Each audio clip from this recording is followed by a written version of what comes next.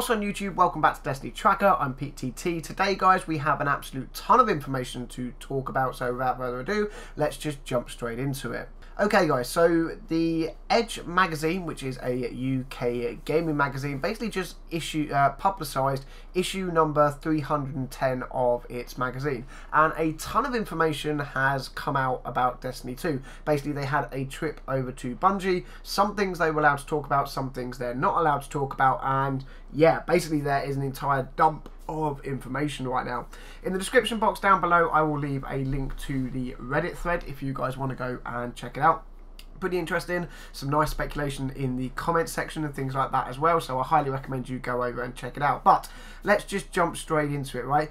The beta did not contain the final implementation of how energy weapons work against AI combatants with elemental shields, i.e. when the shield is depleted, it explodes, nuking any enemies that happen to be nearby. Now, I actually spoke about this a little while ago. I can't remember where it was from. It was either from another article or something one of the Bungie devs spoke about in an interview somewhere. But basically, like, if you've got an enemy with an arc shield and you use an arc weapon to take down their shield, then when that shield is depleted, it will actually explode and kill nearby enemies. Pretty cool for PvE. You know, maybe it could be something that is implemented as a mechanic in a raid or a Nightfall.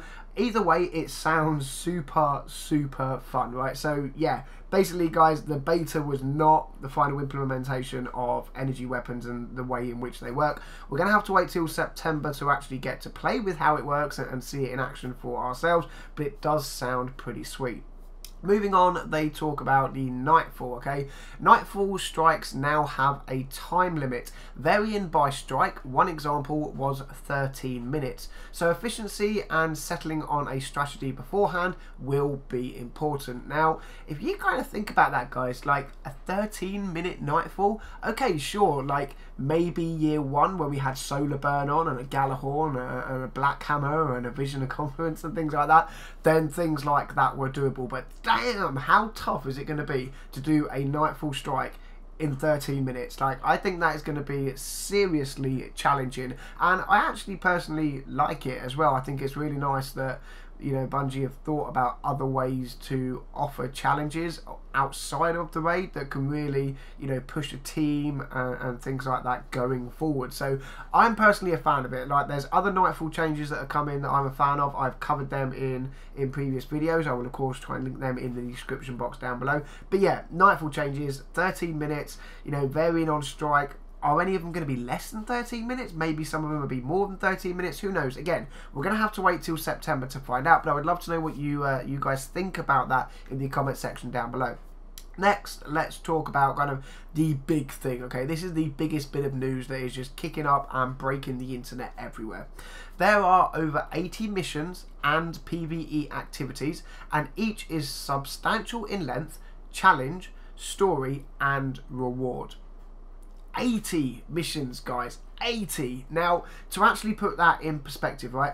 Vanilla Destiny launched with 22 missions. The Dark Below DLC added a further 3 story missions. The House of Wolves added a further 5. The Taken King offered a further 8. And Rise of Iron offered a further 5. So, in total, Destiny 1, with all its expansions, has 43 missions in total, okay? We are getting nearly double that at launch with Destiny 2. Wow. Like, personally, I'm a crazy PvE player, as you guys know, right? To have 80 missions, we know there's over 40 cutscenes as well. That is just absolutely phenomenal and mind-blowing. Like, there is just going to be so much to do. Now, what we don't know is whether it is 80 missions and then PvE activities on top, like Lost Sectors activities and things like that, or is the 80 missions inclusive of activities, Lost Sectors, and other PvE activities as mentioned.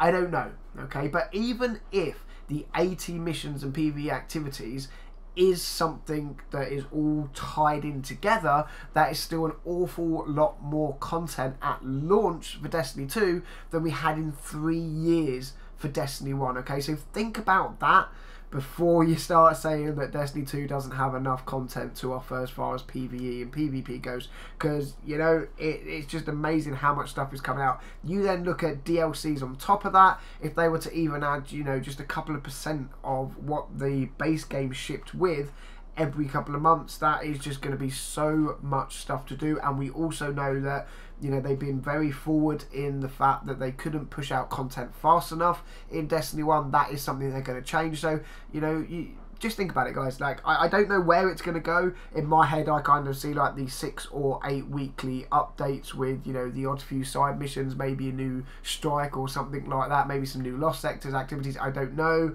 Every 3 months, maybe a bigger DLC drops.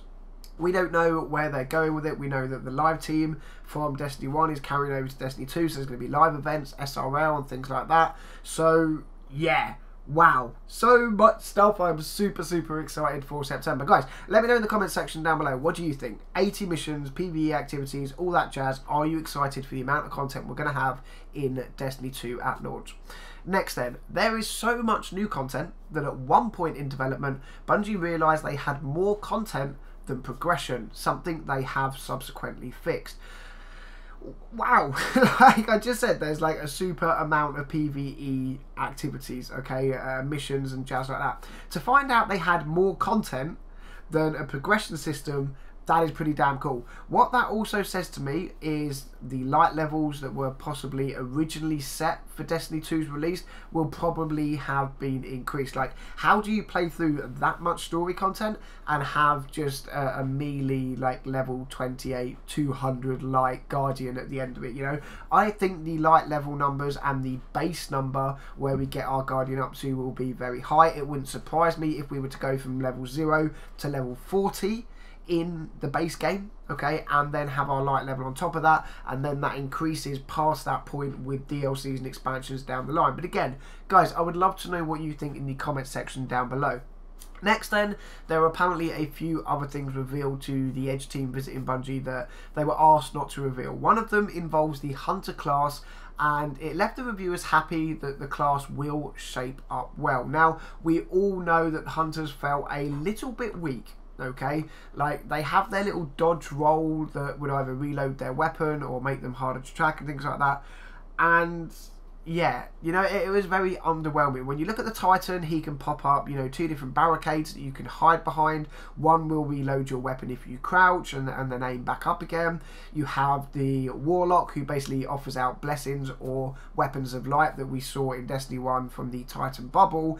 Then you look at the Hunter, and it's just kind of like a really selfish, low-centered ability that only helps the individual player. It was pretty weak. It was kind of shot down a lot by the community as a whole.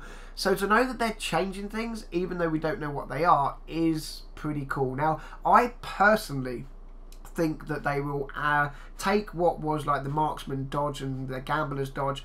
I think they will just put that into a skill tree or onto a bit of armor or something like that, and they will get, the Hunters will get 2 brand new abilities at launch. Again though, that is just my speculation, that little bit, and how I think they will do it. But again, we're going to have to wait and see. Supers and grenades were also mentioned. Whilst they recharged faster in the beta, it seems they will actually be encouraged to recharge the more quickly through aggressive play and things like that.